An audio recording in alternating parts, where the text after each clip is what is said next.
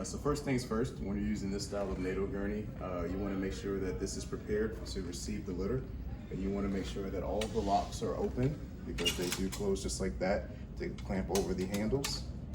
And you just open those, and you can go ahead and start looking to see where you want the placement of the litter to be.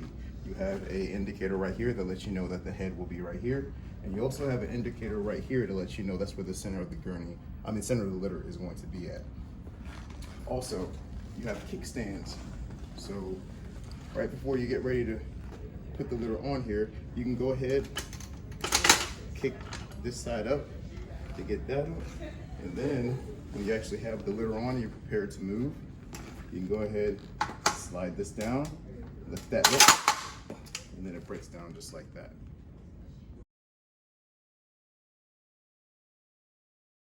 Okay, so now we're going to talk about actually opening up the litter all the way, putting it on the actual NATO gurney and popping out the handles. So one, you want to make sure everything's serviceable, nothing's frayed or anything like that. Locks and everything are good to go. Then you'll go ahead and turn it on its side.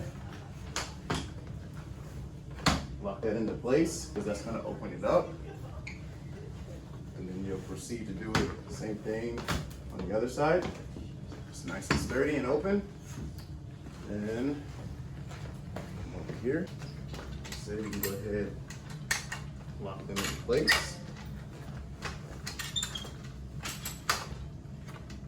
And also, so once everything's locked into place, you have your handles right here, but you can also pop these out. Get a little bit more leverage when you're transferring the patient.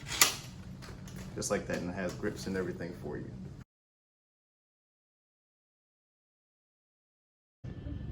All right, so we're gonna be going over a ground to litter transfer. This one is gonna be a 4-person transfer. You're gonna have 3 people on the individual and 1 person on the litter. So the person at the head of the injured individual is going to be calling all of the shots because they're controlling the most important part of the body, which is your head. So first we're going to position the injured person nice and flat. So we're going to cross her arms over her chest and bring her legs out straight, cross them over, and we're going to get positioned on the body. So like I said, the person at the head, you're going to be cradling their head and neck with some nice crab claws. You're going to come in and just hold their head nice and steady. And while you're at the head, you're not going to be doing most of the heavy lifting. You're just going to be making sure their head stays in line with their body throughout this whole thing, and that it's not moving around too much. The person on the upper body is going to put 1 hand on the shoulder and 1 hand on the thigh. And then the person at the lower body is going to have 1 hand on the hip here and 1 hand on the legs. So first we're going to roll the person onto their side, and then the second movement is going to be up onto the litter. So we'll demonstrate the first movement. So with any transfers, you want to make sure everybody is on the same page. So you're going to do the first command of say what you're going to do and then do it. So with this one, you're going to say ready to roll and then roll. So here we go. All right, ready to roll and roll. And then the person with the litter is going to come in and wedge the litter as much as they can into the back of the injured person's body so that we can get a nice good roll back onto the litter. So ready to lift and lift.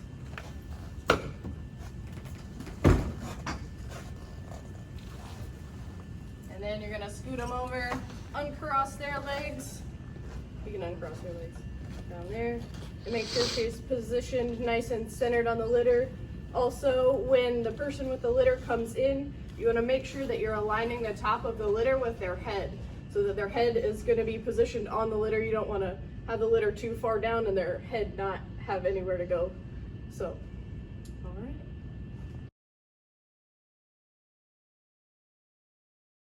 Cool. Next, we're going to be demonstrating a litter lift, move, and then drop onto the gurney transfer. Before we transfer the patient on the litter, we want to make sure that they're strapped down both at the thorax and at the legs to make sure that they're safe and secure on the litter.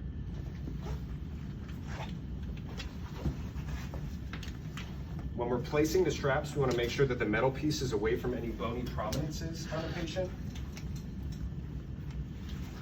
If the patient is conscious, they can lift their arms up so that their arms are free to move during the litter transfer. If they're unconscious, they can have their arms either at their side or crossed over their chest, whichever is best for the patient's safety.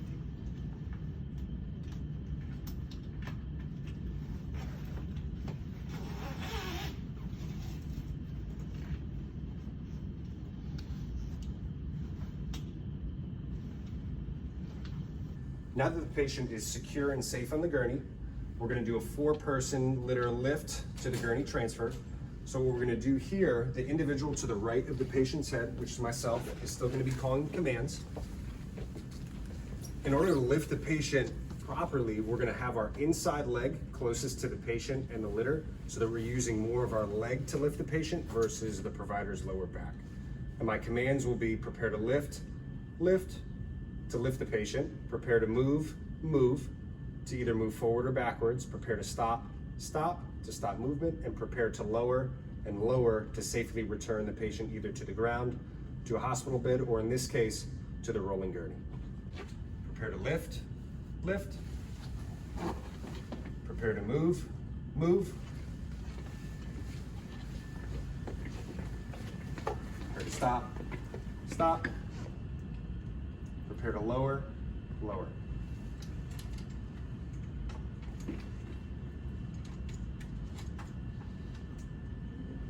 Perfect. Now we're going to use the clamps to securely fasten the litter to the gurney.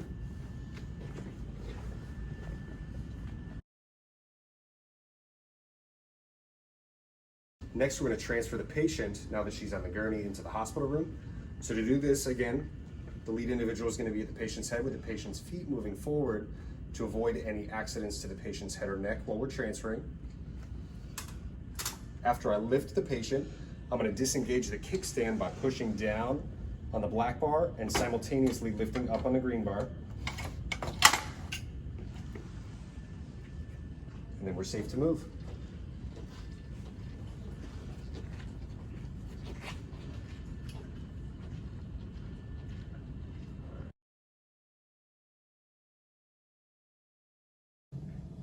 After safely getting the patient into the hospital room, we're going to transfer her from the litter over to the hospital bed.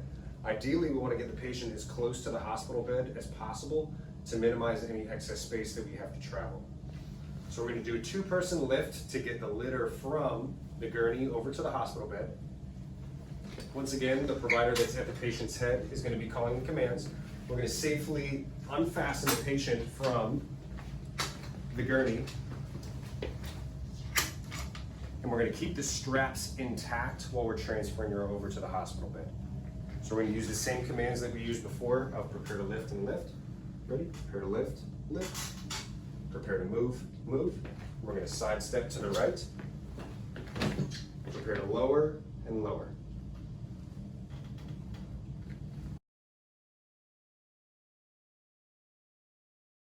When transferring the patient over to the hospital bed, we're purposely leaving a little bit of extra space on the opposite side of the bed because we're going to have to roll the litter onto its side, and we want the patient to have enough space to comfortably get her body in contact with the table so that there's no risk of the patient rolling off the side of the bed. So we're going to bring our other 2 providers in to help, and this is going to be similar to the transfer that we did to get onto the litter in the first place, but just in reverse. So we're going to have 1 provider at the head, 1 provider controlling the edge of the litter, and 2 providers that are going to actually perform the roll technique. We're going to safely unstrap the patient from the litter and put the straps off to the side. I'm going to go back to stabilizing the patient's head. We are going to keep her arms either in her pockets, safely across her chest, or kind of somewhere over her stomach to make sure that her hands aren't getting caught anywhere on the litter or on the hospital bed during the roll transfer. After crossing the patient's leg over one another, we're going to grab in those same positions where the providers on the patient's side are going to cross at her hips, her lower leg, and grab at the shoulder to give them good leverage for the roll. And the provider that's controlling the litter is going to lift up the litter so we can get the patient off. Team, are we ready? Prepare to roll. Roll. Patient's body slides in contact with the table. The litter comes swiftly out. Prepare to roll. Roll. And the patient should be positioned pretty close to the middle of the bed. We can make adjustments from here if we need to.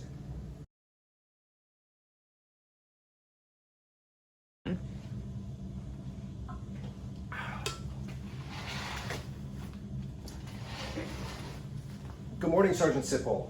Another beautiful Air Force day. Today we're going to talk about different levels of transfers in an inpatient setting, ranging from total assist, max assist, moderate assist, minimum assist, and then contact guard, standby assist to independent. So with total assist, the patient is performing 0% of the transfer. The provider or multiple providers will be performing 100% of the transfer for the patient. With maximum assist, we're doing about 75% of the transfer for the patient. Moderate assist is about 50%. Minimum assist, we're only performing about 20% for the patient, 25%. And then contact guard, we're just having hands on the patient. Standby assist, we're standing by for safety. And then independent, the patient should be independent and safe with the task at hand.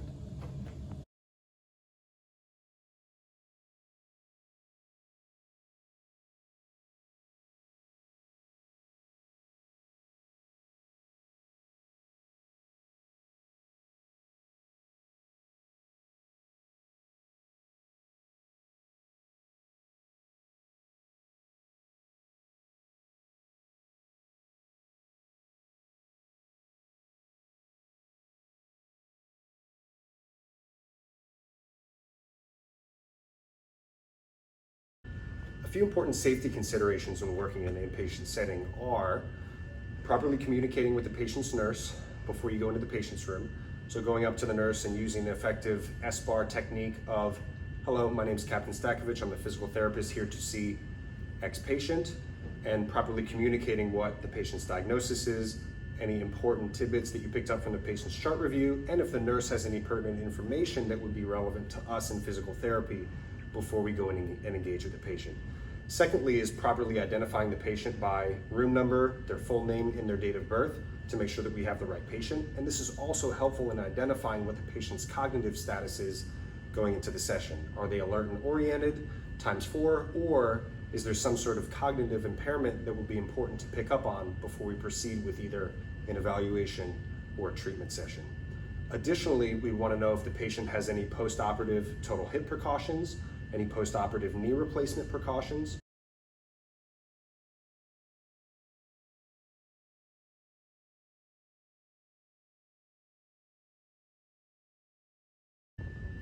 It's important to check vital signs before and after physical therapy treatments in an inpatient setting because the patient might have some cardiovascular or pulmonary comorbidities that might affect their cardiac status, some medications that might either blunt or increase their heart rate or vital signs, and to properly document their change in vital sign status in response to activity.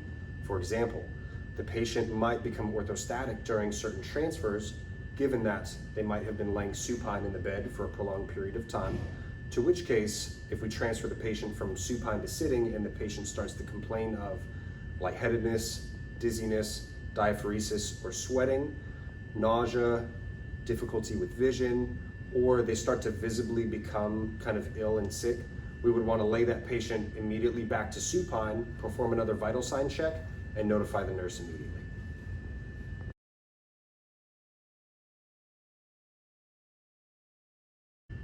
Matching up the signs with objective data to confirm our hypothesis of a potential orthostatic episode would be noting a drop in systolic blood pressure of more than 20 millimeters of mercury and a drop in diastolic of more than 10 millimeters of mercury compared to their baseline before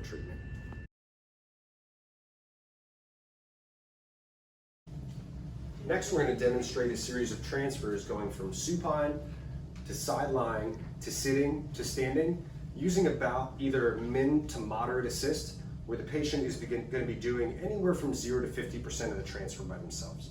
So before we start performing the transfer on the patient, we want to do a quick kind of 360-degree check to see what the patient's hooked up to in terms of any lines or leads, see if there's any hazards or any adjustments that we want to make the transfer easier both for the provider and for the patient. So the patient in this scenario is a post-op left total knee arthroplasty. For the purposes of total joint replacements, we want to be mindful of any post-operative precautions that they would have, which we'll talk about in a subsequent video.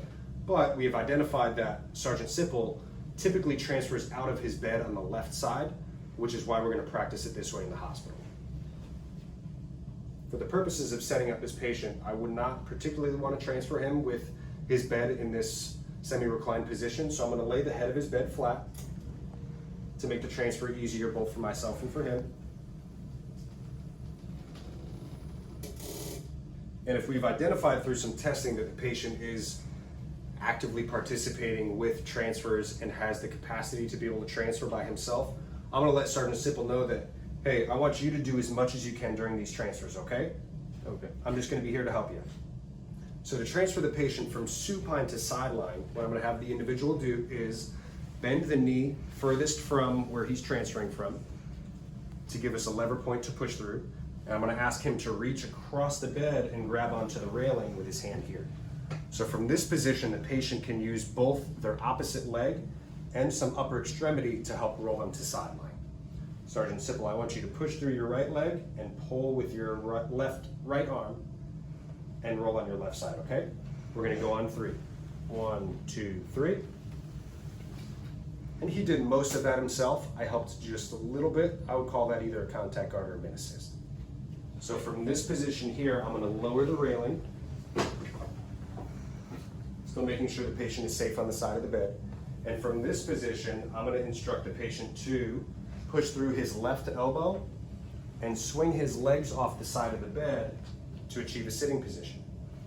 I want you to push through your left elbow and swing your legs off the side of the bed on 3. Ready? 1, 2, 3. Good push here. Good, sit up nice and straight. Perfect. How do you feel sitting up? Good. Excellent.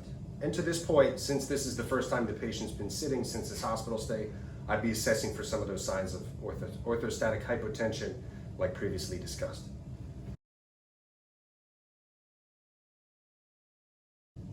Once the patient's achieved the sitting position, I'm going to lower the bed so his feet are firmly in contact with the floor, and I'm going to apply the gait belt for patient safety once we get standing.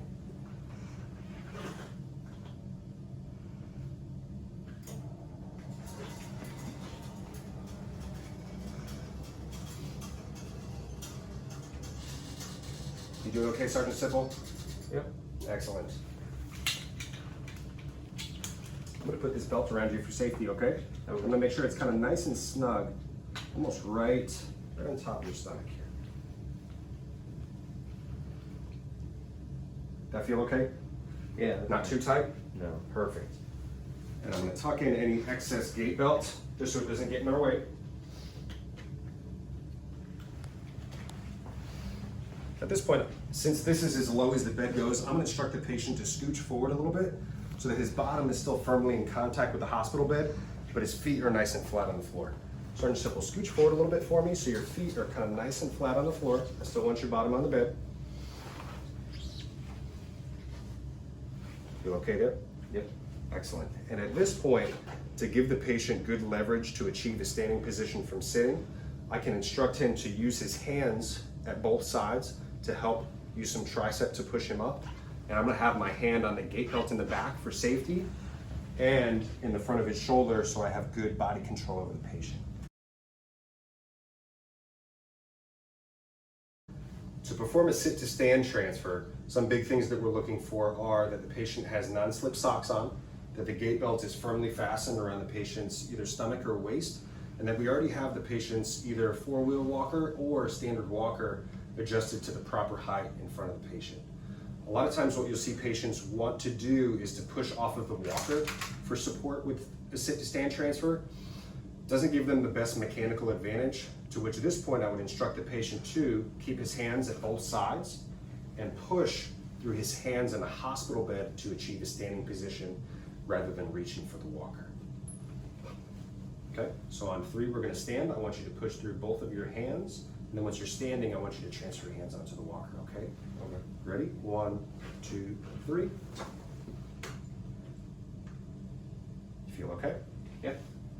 Good. And then to go from standing back to sitting, I want to ensure that the patient is as close to the hospital bed as they can possibly be. So Sergeant Simple, take a few small steps back for me until you feel the back of the hospital bed, either behind your thighs or your knees.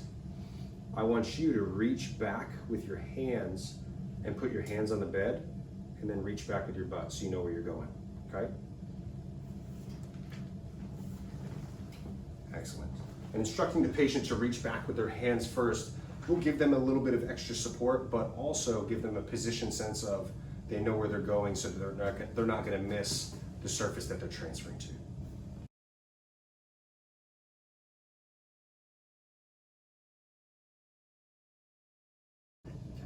Now we're going to demonstrate a maximum assist transfer. And the purpose of these transfers is more just to change the patient's position while they're in the hospital to facilitate more kind of graded progression to being upright versus staying either semi-reclined or supine for most of their inpatient stay. So we're going to use at least 2 providers for this, and this is kind of dependent on the patient's weight, the complexity of the transfer, and any other lines or leads that the patient may be attached to that need to be managed during the transfer. For the purposes of this transfer, we're going to use 2 providers, and we're going to transfer the patient, Sergeant Sipple, from supine to sitting. So to start the transfer, like previously, I'm going to flatten the bed all the way, because with a maximum assist transfer where we're performing 75 to 100% of the transfer, we want it to be as easy on the providers as possible. So being really mindful of a really good setup and maximizing our body position and ergonomics to complete the lift. Okay.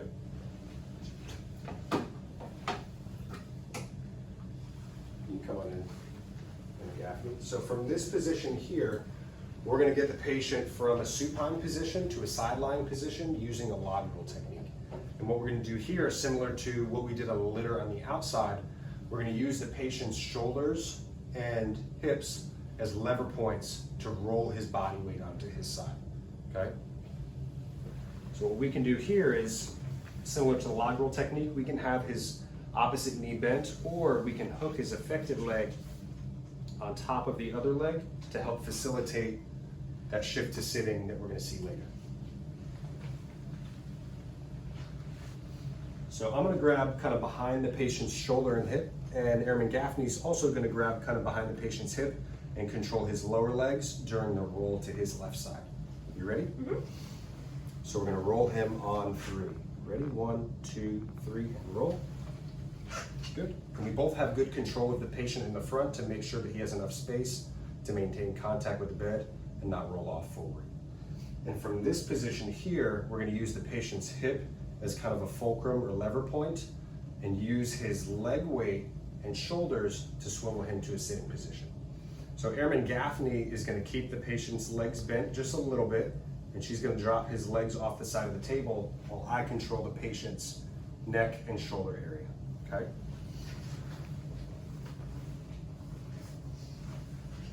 Okay, so we're going to swivel the patient on 3. Ready? 1, 2, 3.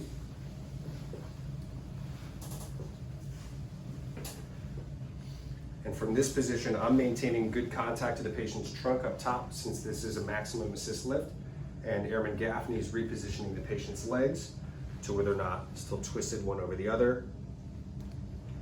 And from this position, we're going to assess the patient's response to being in a sitting position, if he's responsive. How do you feel in this position? Pretty dizzy. Pretty dizzy? Okay. So we're going to go ahead and lay the patient back down, and we're going to do the same steps in reverse. So from sitting, we're going to bring the patient back to left sideline.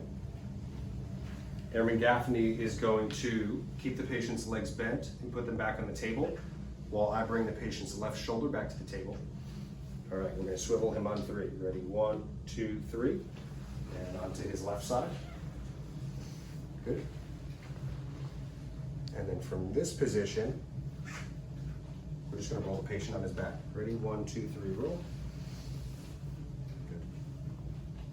And we always wanna make sure we're leaving the patient set up in either the same position that we found them in or in the most optimal position of the hospital bed. Ideally, we would have a sheet underneath the patient to give us other points of contact and a little bit of a frictionless surface on the hospital bed, but we want to get the patient's hips in line with the fulcrum of the hospital bed if we do want to bring him back to kind of a reverse Trendelenburg position.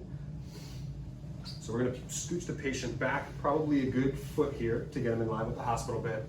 So again, I would probably be controlling the sheets, but for the purposes of this demonstration, I'm going to grab under the patient's shoulders. Airman Gaffney is going to control the patient's legs.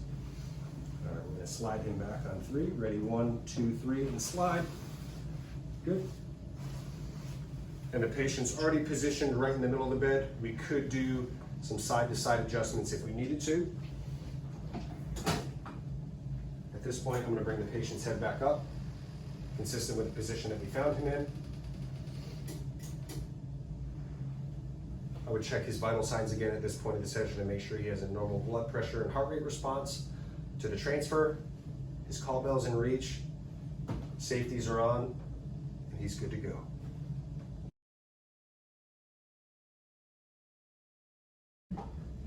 Lastly, we're going to show you how to perform a squat pivot transfer from the patient being in a sitting position to the wheelchair. Most important part about this transfer is going to be, again, proper wheelchair setup and proper patient positioning to maximize the efficiency of the transfer. So in terms of wheelchair setup, we want to get that wheelchair as close as we can to the side of the patient's bed, ideally either perpendicular or a little bit on an angle. I'm going to go ahead and move the legs of the wheelchair out of the way so that the patient isn't getting stuck over these as he transfers.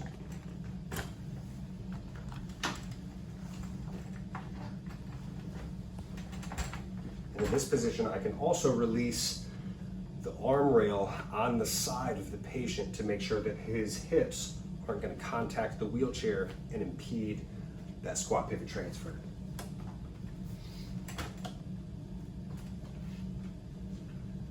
So once I have the wheelchair all set up, I'm going to make sure that the brakes are again locked so that the wheelchair isn't going to go anywhere. And if I had an additional individual available for this transfer, I can always have a second individual making sure that the wheelchair is nice and stable during the transfer. So once my wheelchair is all set up and my patient is still safe in the sitting position, I'm going to do a double check on my gait belt, and I'm going to make sure that table or bed is about the same height as the chair, maybe a little bit higher, so that the patient's either going level or a little bit downhill, not going uphill, making the transfer harder.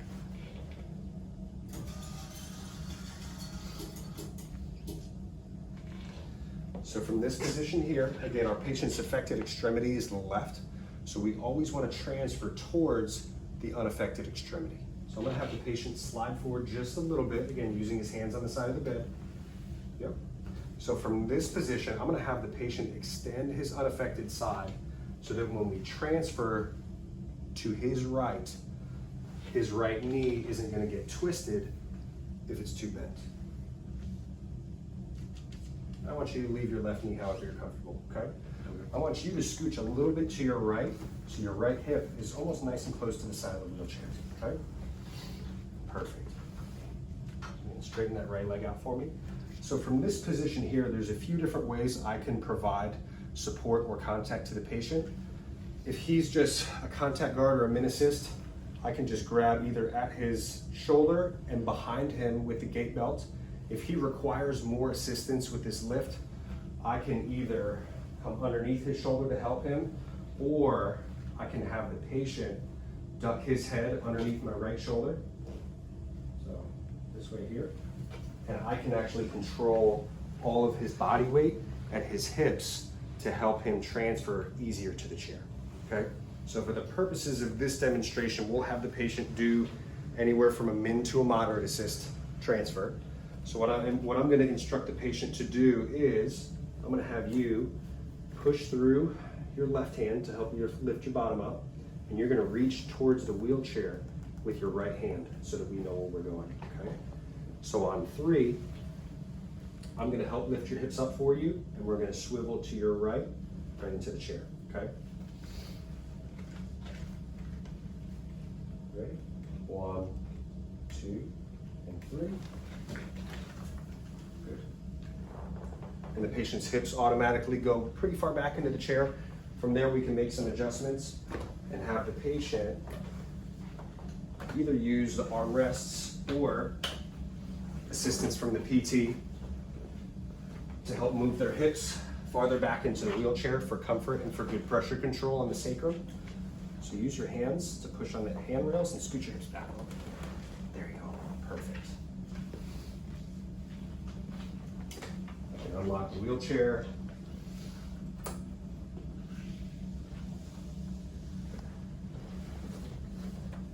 Bring my footrests back in.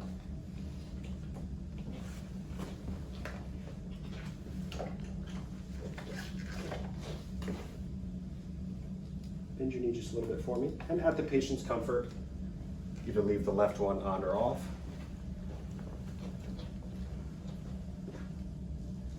See you guys later.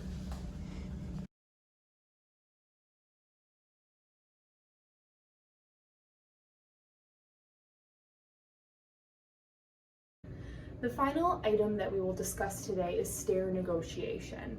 Typically, when you see patients where you will need to teach them how to safely go up and down stairs, will be after some sort of a surgical procedure, maybe an ACL reconstruction, a meniscus repair, some sort of a fracture setting, something like that, something post-operatively, okay? That's typically when you'll have to do this, especially in this outpatient clinic here.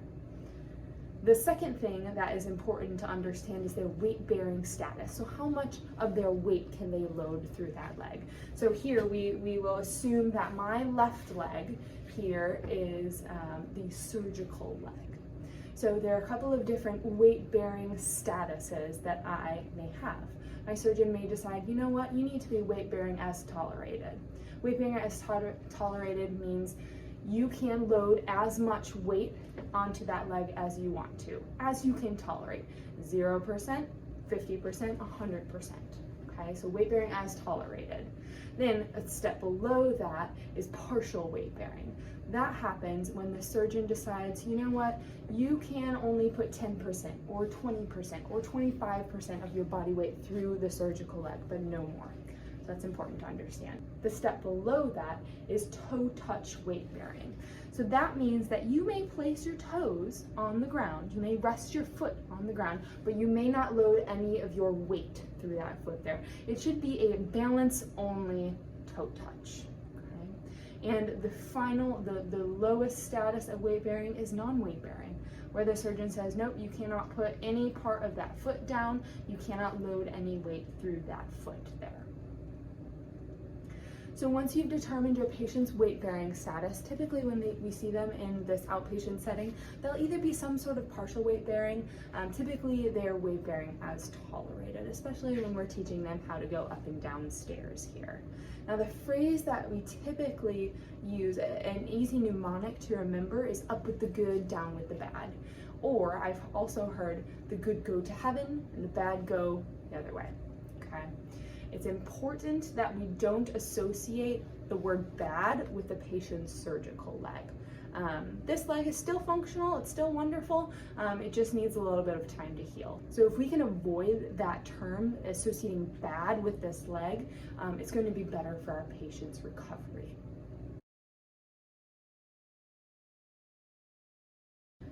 So typically what has worked best for me in the past is using the term affected and unaffected leg, okay? So the affected or the surgical leg and the unaffected or the non-surgical leg. So what we're going to do here, Sergeant Sipple is going to bring both of his crutches into one of his arms. Typically it's the arm on the affected side by the affected limb. Here, Sergeant Sipple is going to be holding on to one railing here with his other hand, and he has his crutches in his hand right next to his affected knee. The crutches and the affected knee are going to stay together, okay? Putting your weight through the crutches and not necessarily the affected knee. So he's going to go up with his good, so up with his unaffected leg here. So go ahead and step up with your unaffected leg, and then bringing the affected leg and your crutches to meet it. And we're just going to continue in that same fashion. Up with your unaffected, up with the good, having the affected or bad leg following. Go ahead and come on all the way up. Good. And so then just to come back down, go ahead and turn around here for me, please.